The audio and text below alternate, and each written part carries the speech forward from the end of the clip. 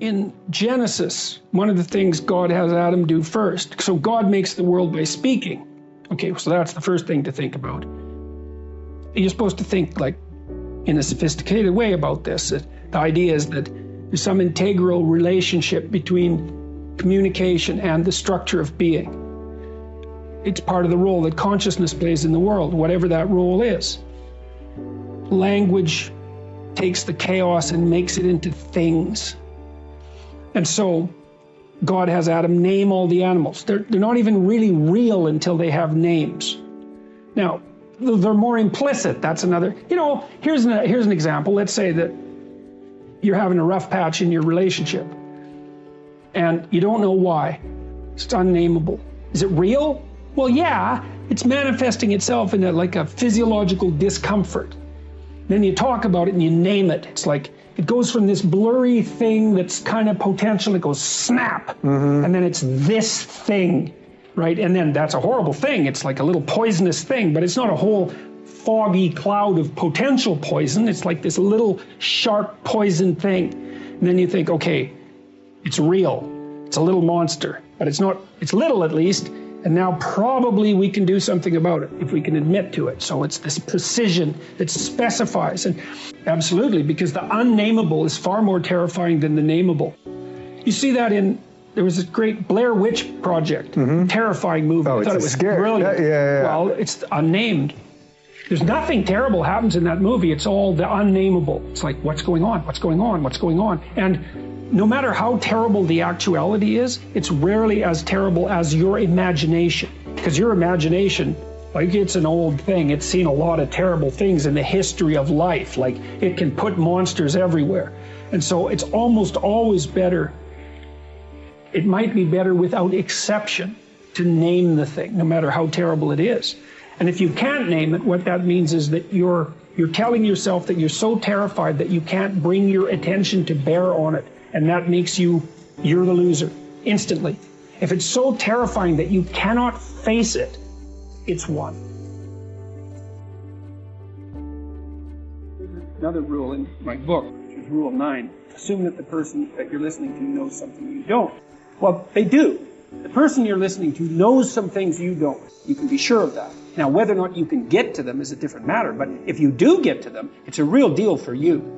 That's why you want to listen to the other person's arguments, is because you're not everything you could be. You don't know the pathway forward with as much clarity as you could.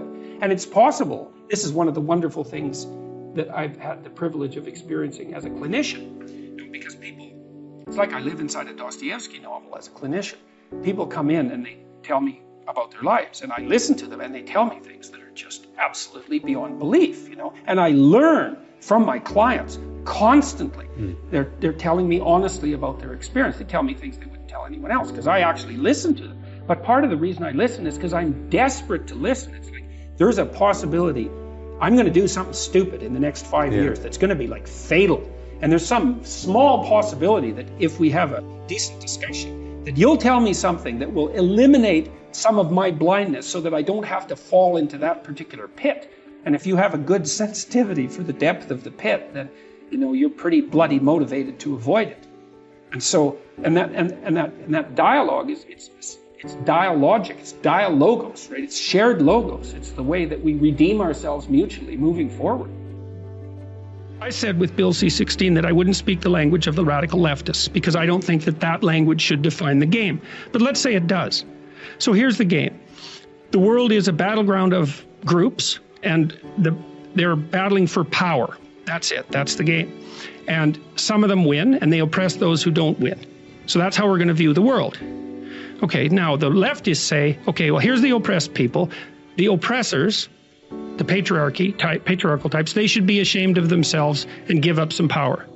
And the right-wingers, the radical right-wingers look at that and they say, oh, I see, so the game is ethnic identity, is it? It's identity politics. Okay, we're white males. We're not going to lose. That's the right-wing version of identity politics. It's like, screw you.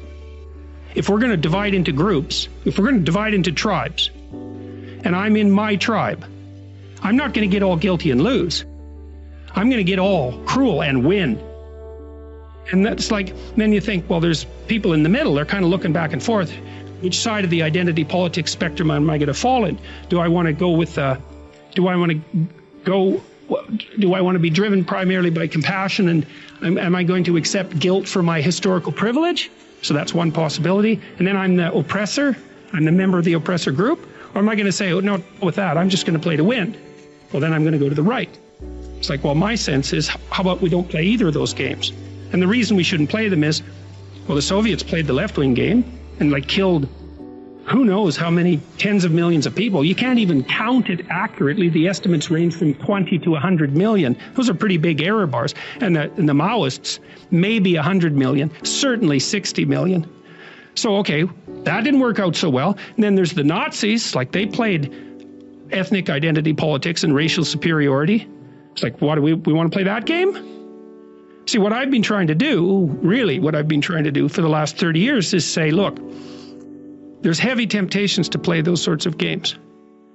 But that's not the only game in town. It's a much better game to play individual. It's like, get your act together. Stand up in the world.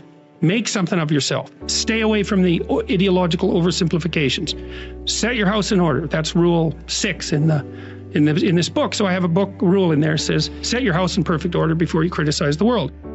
Well, I'm suggesting that people stay away from that resentment, resentfulness, and bitterness, even though life is hard and there's malevolence in the world.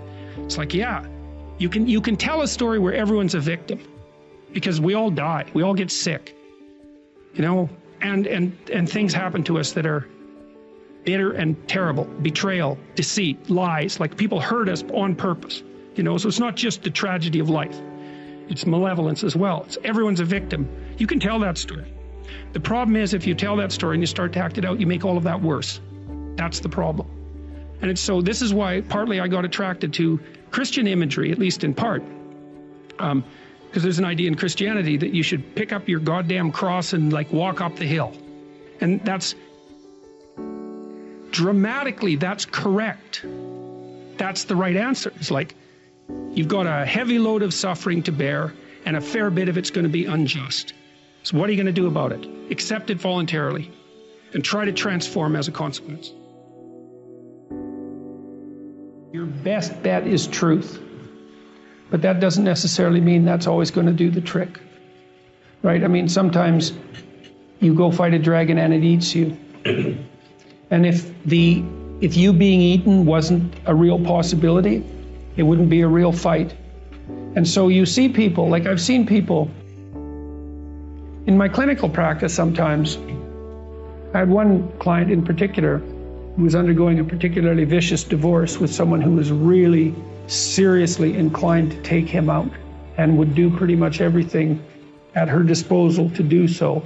And I strategized with him for about 3 years, and we did everything, and hyper carefully. He was a very conscientious and diligent person, and he put into practice everything that we discussed and strategized, and he still he got backed into a corner so hard that I didn't know how to help him anymore. So I would say, however, that he was a very truthful person throughout that, and one thing he did do was, part of it was a custody battle, and he did manage, despite his decline in consequence of being repeatedly cornered, I would say, he did manage to establish what I think was a lasting relationship with his kids.